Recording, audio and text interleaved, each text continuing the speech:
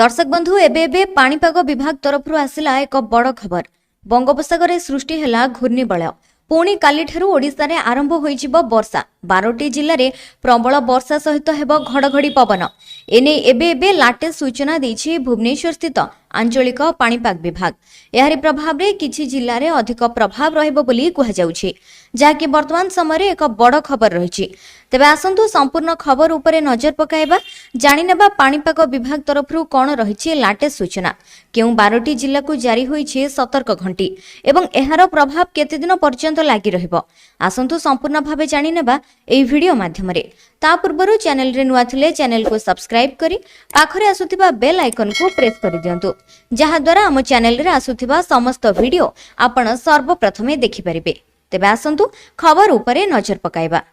दर्शक बंधु, वर्तमान जहां पाणीपाग को नहीं बड़ खबर रही, राज्य में पुणी बड़ वर्षार संभावना। आसंता काली ठारू राज्य में आरंभ होइजिबो प्रबल वर्षा सहित पवन।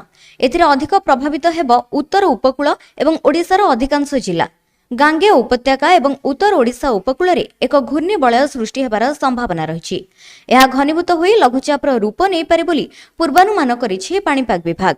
लघुचाप परिणत न हेले भी उत्तर ओडिशार उपकूल जिले में प्रबल वर्षा हेबो बोली आकलन करिसेंती पाणीपाग विशेषज्ञ शरद साहू।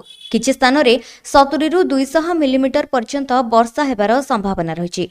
आसंता काली ठारू घूर्णिबलय प्रभाव रे राज्य में घड़घड़ी बिजुली सहित वर्षा हेबार संभावना रही। मयूरभंज, बालेश्वर, भद्रक, केन्द्रापड़ा, गजपति, मालकानगिरी एवं कोरापुट को घड़घड़ी बिजुली सहित वर्षा पवन पाई येलो अलर्ट जारी करा जायछि एवं बाकी जिल्लागुड़िकरे स्थाने स्थाने हालुकारू मध्यम धरणर वर्षा होइपारे बोली आकलन करिछि भुवनेश्वर स्थित आंचलिक पाणीपाग विभाग।